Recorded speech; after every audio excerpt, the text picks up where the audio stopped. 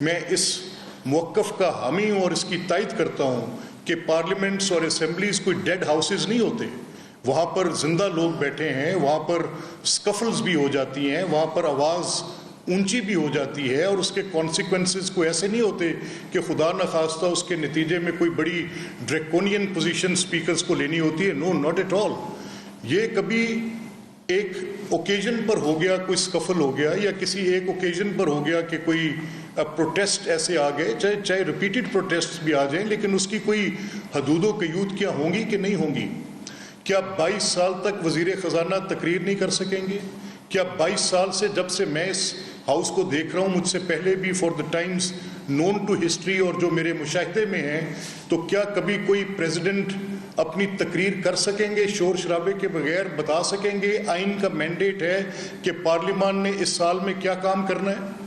کیا کبھی کوئی لیڈر آف دا ہاؤس تقریر کر سکیں گے ادھر آ کے؟ کیا کبھی ان کو رائٹ ٹو سپیک ہوگا یہاں پر؟ کیا ان کا فریڈم آف ایکسپریشن یہاں پر مسلوب ہو جائے گا؟ اور جو شور شرابہ کریں گے صرف ان کا ایکسپریشن احتجاج کے حق کے طور پہ لیا جاتا رہے گا؟ Will this be the order of the day? Will this be a new normal? مجھے درس دینے کے لیے جتنے لوگ اٹھ کر کھڑے ہوئے, آپ نے تو میرا مقدمہ جانچا ہی نہیں. جو آپ مجھے کہہ رہے ہیں کہ میری لیڈرشپ, میری ریڈ لائن نہیں ہونی, تو I put it to everyone, میں سب کے سامنے سوال رکھتا ہوں کہ میں نے تو آئین کی حرمت کا حلف اٹھایا ہے, اور میرے پہ ایک کانسٹیٹیوشنل رسپانسبلٹی ہے. میں نے 1.5 سال میں ڈیمانسٹریٹ کیا ہے آپ کے سامنے, 15 ماہ میں نے اپوزیشن کی ہر بات کو ترجیح دی ہے. میں نے ہر موقع پر ان کے حقوق کی نگہبانی کی ہے. میں نے ہر موقع پر جو ان کا ڈیو بنتا تھا اس کو دیا ہے. The time on the house maximum ان کے پاس, ریسٹرینٹ حد الوسع, ہنس کر ہر بات کا, ہر تنقید کا جواب دیا کہ پارلیمان کو جو چیزیں حاصل ہیں وہی اسمبلیز کو حاصل ہے. تو میں اسمبلیز پہ رائٹ ٹو ریپرزنٹیشنز کو چھیننے والا شخص نہیں ہوں. لیکن میں کیا کروں؟ میں قید ہوں کچھ ماضی کی ان غلطیوں کا جو مجموعی طور پر کر دی گئیں اور جس کے نتائج بھگتے گئے. میں جب بات کر رہا تھا تو میں نے آپ کے سامنے, مجھ سے کسی نے سوال کیا کہ whether the reference has been filed, کیا آپ نے ریفرنس دائر کر دیا؟ دوسری بار پوچھا, 6 یا 7 لوگ وہاں پر موجود تھے, سب نے بار بار ایک ہی سوال کیا, تو میں نے ایک جملے میں جواب دیا کہ it is already there. So once I say it is already there, اس کا کیا مطلب ہے؟ کبھی کسی نے یہ تکلیف کی ان زعماء میں سے جو کہ سیاست کا اپنا نعرہ بلند کرتے ہیں اور جو یہ سمجھتے ہیں کہ یہ ہلڑ بازی کرنا, یہ احتجاج کرنا ان کا حق ہے. میں نے ان سے کہا ایک رولنگ کے ذریعے کہ ٹھیک ہے, آپ کا پولیٹیکل رائٹ اسٹیبلشڈ ہے, کانسٹیٹیوشن نے اسٹیبلش کیا ہے, لیکن میرے حق کی سلب کرنے کی صورت میں آپ کا حق یہ نہیں ہے کہ آپ اس کو ایسے مانگ لیں کہ یہ آپ کا ایک ایبسلوٹ رائٹ ہے. یہ وینڈلزم آپ کا ایبسلوٹ رائٹ ہے, ابسٹرکٹنگ دا ہاؤس آپ کا ایک ایبسلوٹ رائٹ ہے. اور یہ میں نے کہا کہ یہ انحطاط, اس میں آپ سب شامل ہیں. میں نہیں تسلیم کرتا کہ میاں نواز شریف تقریر کریں, میری جماعت کے سربراہ ہیں, وہ جا کر بات کرنا چاہیں, ان کی بات کو ابسٹرکٹ کر دیا جائے. کوئی مراد سعید کھڑے ہو جائیں, کوئی اور علی نواز اوان کھڑے ہو جائیں اور وہ وہاں پر جا کے ہنگامہ آرائی کی انتہا کر دیں. کوئی لیڈر آف اپوزیشن ہے, وہ بات کرنا چاہیں تو وہ بات نہیں کر سکتے, یا وہاں پر لیڈر آف دا ہاؤس بات کرنا چاہیں, بھلے سے وہ عمران خان ہی کیوں نہ ہو, اور میری جماعت کے لوگ جا کے ابسٹرکٹ کر دیں.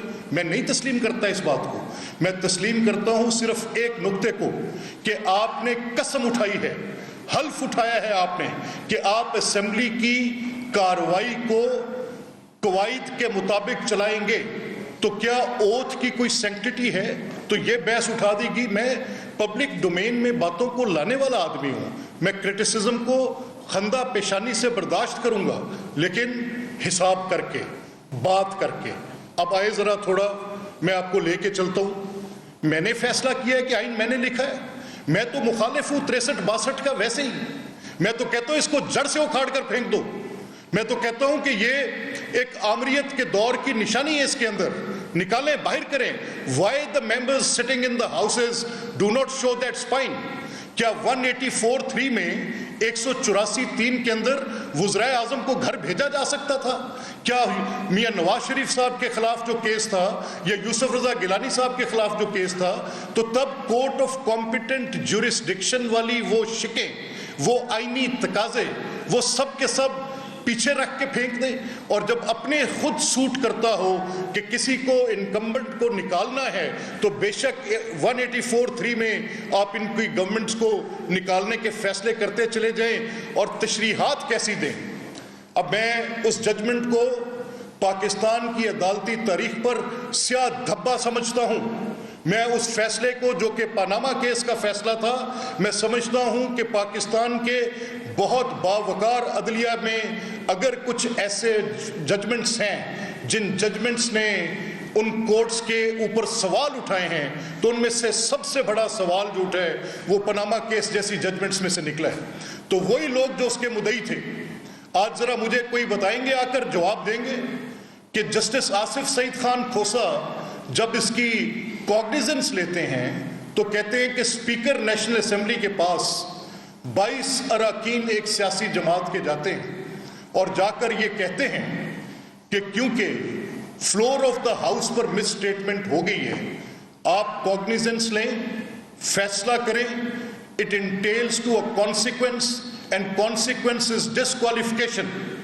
मैं दोहरा कर कह रहा हूं कि आसिफ सईद खान खोसा पनामा केस की जजमेंट में ये लिखते हैं कि क्योंकि स्पीकर के पास, स्पीकर कौमी असम्बली तब अयाज सादिक थे, उनके पास 22 कौमी असम्बली के अरकान गए और उन्होंने जाकर कहा कि असेंबली में खड़े होकर ये जो बयान दिया गया है ये अलेजिडली, इल्जाम के तौर पर ये एक मिस स्टेटमेंट है और आप इस पर उनको डिस्क्वालीफाई कर दें।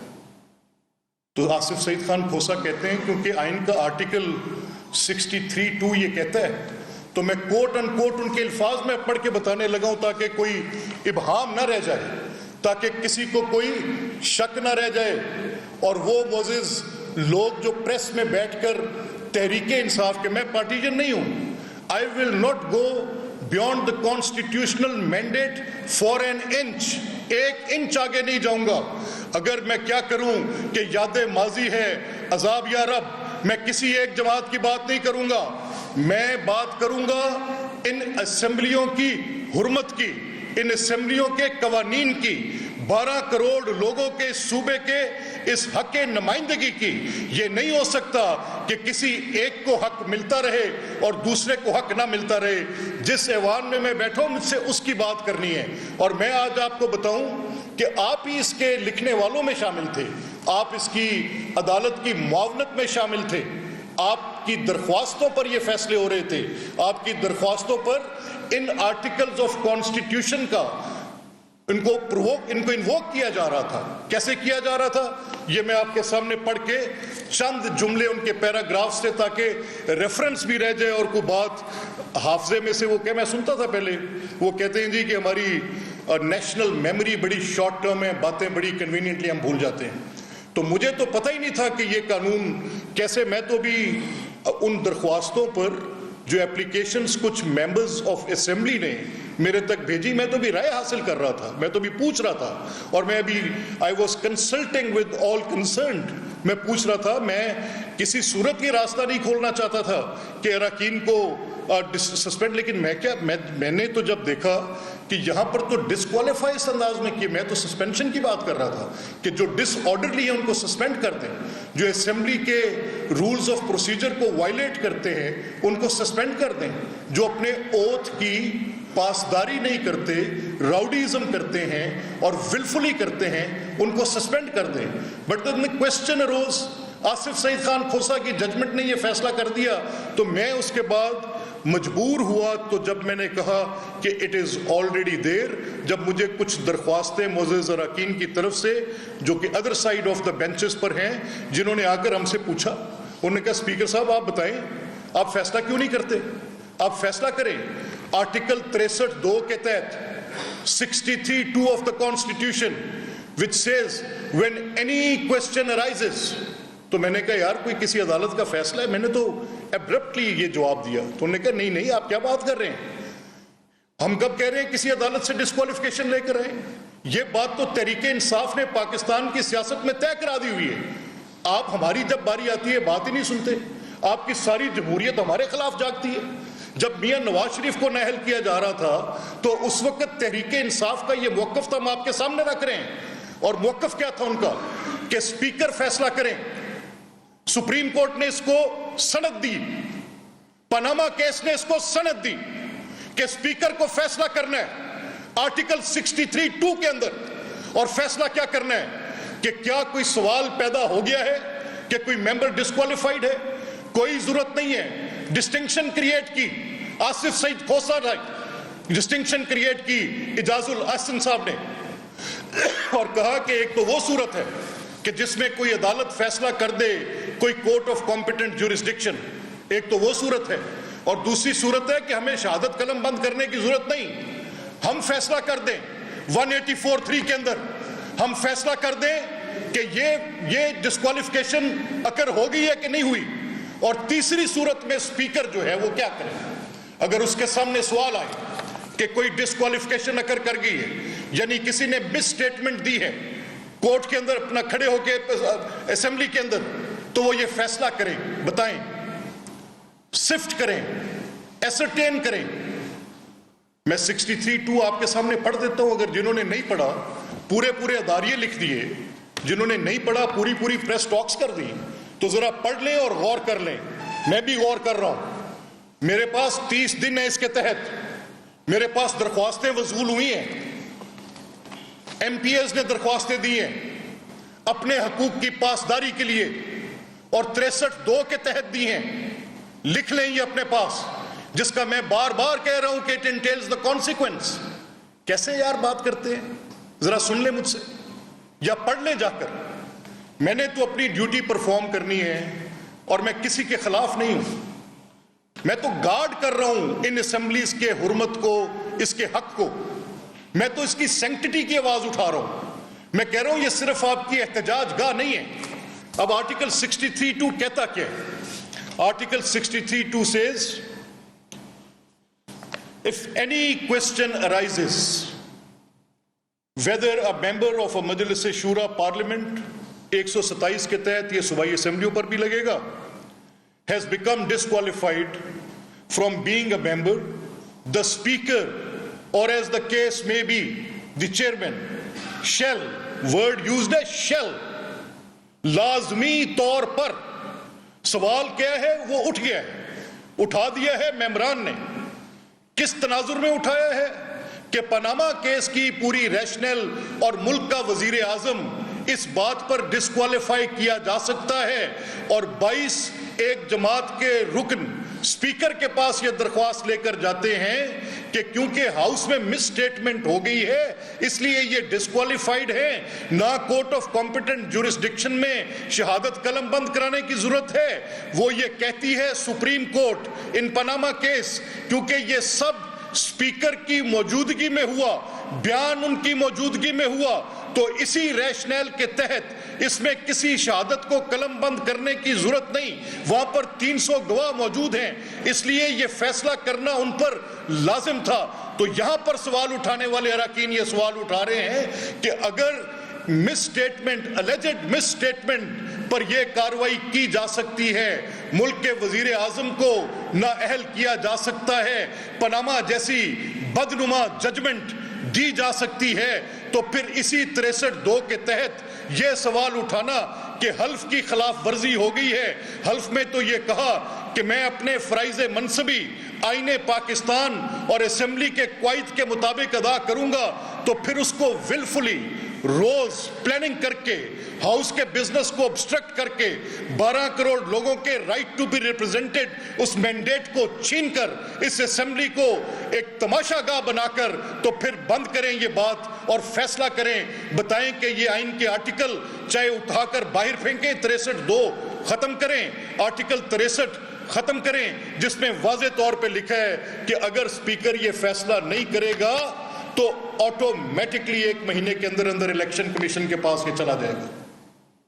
تو when I said it is already there, are they out of their minds? میں تو تحریک انصاف نہیں ہوں, میں تو بات کو سنتا ہوں, میں تو بات کو سمجھتا ہوں, میں تو بیلنس کریٹ کرتا ہوں, میں پولیٹیکل آدمی ہوں. میری بنیاد کسی کی ڈسکوالیفیکیشن پر نہیں کھڑی ہوئی. I don't like this word disqualification. میں رائٹ ٹو ریپرزنٹیشن کے اس کیس کا ایڈوکیٹ ہوں. میں اپنا معافی الضمیر بول رہا ہوں آپ کے سامنے کہ میں 62 اور 63 کو سمجھتا ہوں کہ ایک انسٹرومنٹ ہے to snatch away the right to representations. نہیں آپ نے ختم کیا, نہیں کیا, موجود ہے, جس کے تحت آپ نے فیصلے کیے اور خود آپ نے 22 ممبرز کے ذریعے اسپیکر کے پاس یہ درخواست بھیجی ہے میاں نواز شریف صاحب کے کیس میں. تو میں اس میں کون سی کوئی اچنبے کی بات کر رہا ہوں, کون سا ایسا فیصلہ کر رہا ہوں؟ اور پھر آپ کے اسی فیصلے میں آپ یہ ریشنل طے کرتے ہیں کہ اسپیکر فیصلہ کریں گے, اسپیکر شفٹ کریں گے. اعجاز الاحسن صاحب گوز این ایکسٹرا مائل ان دیٹ. جب وہ ججمنٹ دے رہے ہیں وہ کہہ رہے ہیں کہ ان کے اوپر کانسٹیٹیوشنل پابندی ہے یہ فیصلہ کرنا. تو میرے سوالات ہیں چند. میں آج ابھی تو میں نے اس پہ ابھی I have not seek the proper, میں تو ابھی اس کو دیکھ رہا ہوں. میں تو اس کرب میں مبتلا ہوں کہ میں نے اس ایوان کو کیسے چلانا ہے, میں نے اس ایوان کو کس طرح سے اس کی حرمت کی پاسداری کرنی ہے, میں نے کس طرح سے اس کو اپنا آگے لے کر چلنا ہے. تو مجھے کچھ سوالات ہیں میرے. کیا یہ سب کا فرائض منصبی نہیں تھا کہ اگر مجھ سے میرا موقف لیا جاتا, پوچھا جاتا؟ یہ ایکسپلینیشن جو آج آپ کے سامنے موجود ہے, isn't it speaking in volumes?